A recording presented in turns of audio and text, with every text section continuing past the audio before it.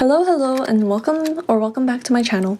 Today I wanted to share some tips that I've realized have helped me draw a lot faster and be more satisfied with my work. I'll be covering three main topics: thinking like a designer, a different mindset toward anatomy, and intentional practice. So the first tip is thinking like a designer. I took a design class this winter at my school and learned how to make better compositions because the lectures in this class helped me develop the eye to make instantaneous decisions and pinpoint what exactly about my pieces can be improved. So first I learned about composition. The key to good composition is balancing unity and variety. So unity makes things cohesive and harmonious, while variety creates visual interest. If you lean too far in either direction, your composition can become either monotonous or tiring. What is unity in terms of design, you may ask? Well, unity is the repetition of similar elements. It creates the rhythm or foundation of a piece, so you can think of it like the drum beat for a song. Variety, on the other hand, occurs in contrast. There are many different types of contrast: color, size, shape or form, positioning, texture, opacity, value, and density, and maybe even more. So specifically in my pieces, I like creating color contrast by using saturation and desaturation. I like making size contrast by using foreshortening, like in my piece where I drew Aki from Chainsaw Man.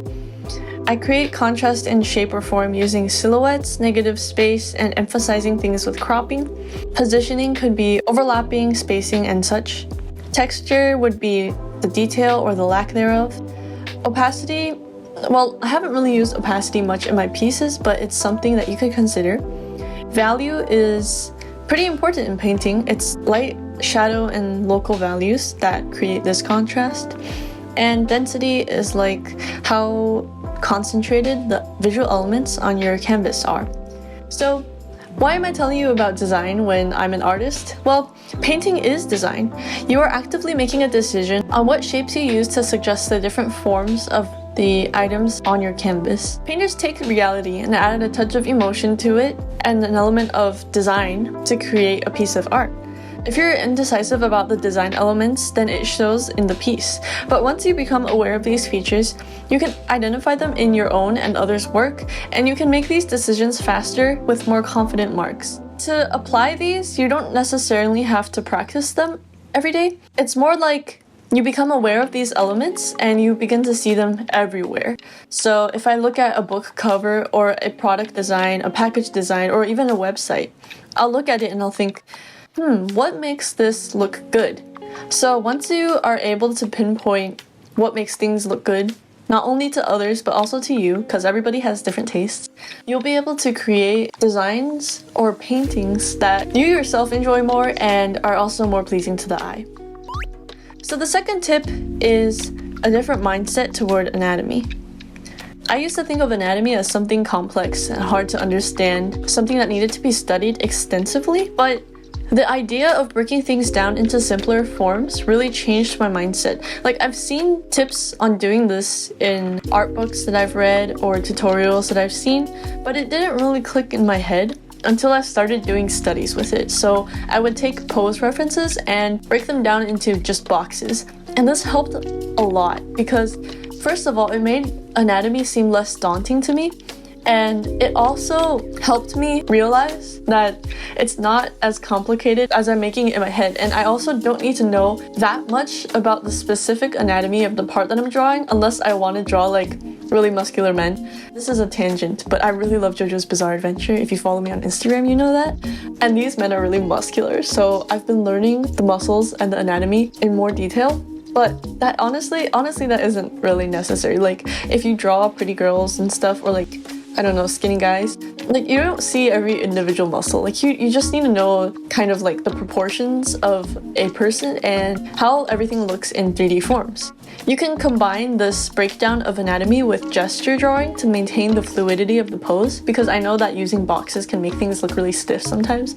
So I combine practice with breaking down figures into boxes with practice with just capturing the fluidity of a pose.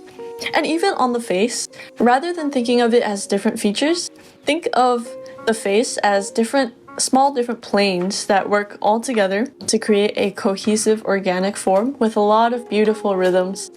My favorite planes of the head breakdown is the Asaro head. I watched Marco Bucci's lessons on this, which I highly recommend, and I will maybe do some content on the planes of the face in my future videos.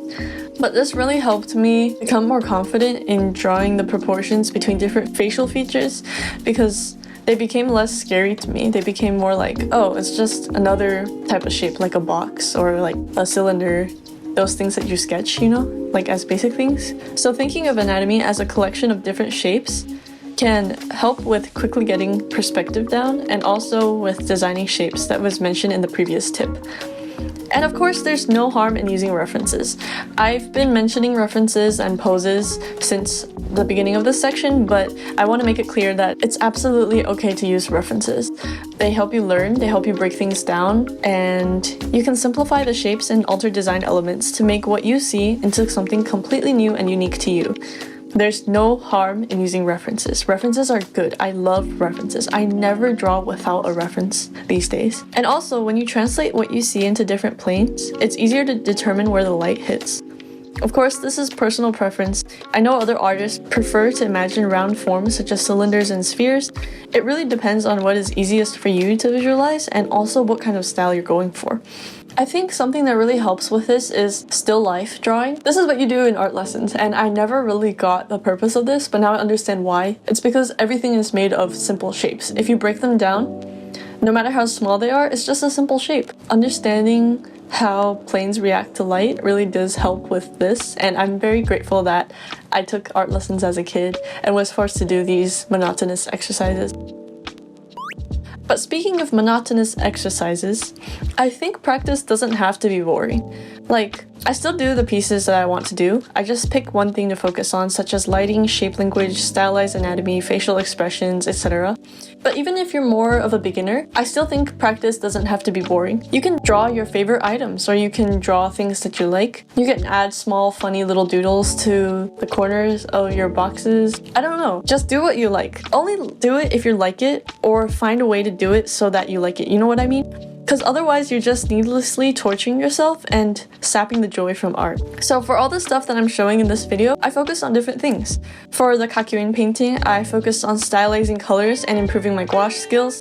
For my piece for the peachyxin 69-minute challenge, I focused on composition, creating a mood with my painting, and applying what I learned from gouache to my digital work. In the picture of Dorian Gray painting, I was focusing more on capturing an expression and kind of an abstract kind of emotion. Capturing the beauty of a passage from a book. And for the gesture and figure drawing, well, that's self-explanatory. I really like drawing human figures, so this isn't tedious for me. I combined some time-lapse with real-time clips to show the whole process versus how decisive the strokes I make are. So I'll give you a quick breakdown of my thought process, or what I focused on for each part. And this website that I used is lineofaction.com. They have really great poses for practicing. For the 30-second gestures, I focused on capturing the movement and balance of the pose. For the 1-minute ones, I focused on the gesture and overall silhouette of the body, paying extra attention to the contrast between curves and straighter edges. For the 5-minute ones, I focused on breaking down the figure into shapes and identifying muscle groups after using quick strokes to note down the energy. And for the 10-minute one, I did all of the above. I got more into the flow at this point, so I was able to put down more accurate shapes.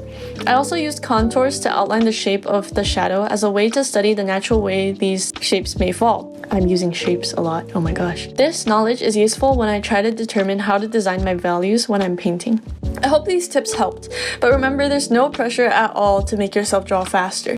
It should be an enjoyable process, not stressful, and just draw at your own pace. But I just found myself getting faster naturally, compared to my previous speed, of course. Don't compare yourself to other people because everybody works in different ways. Anyways, the tips I mentioned in this video helped me become more confident in decisions that I make during the process without having to think too hard about them or just spend a lot of time staring at my piece wondering what's wrong with it. And yeah, if you made it this far, thank you. And feel free to leave any questions, comments, or concerns below. See you next time!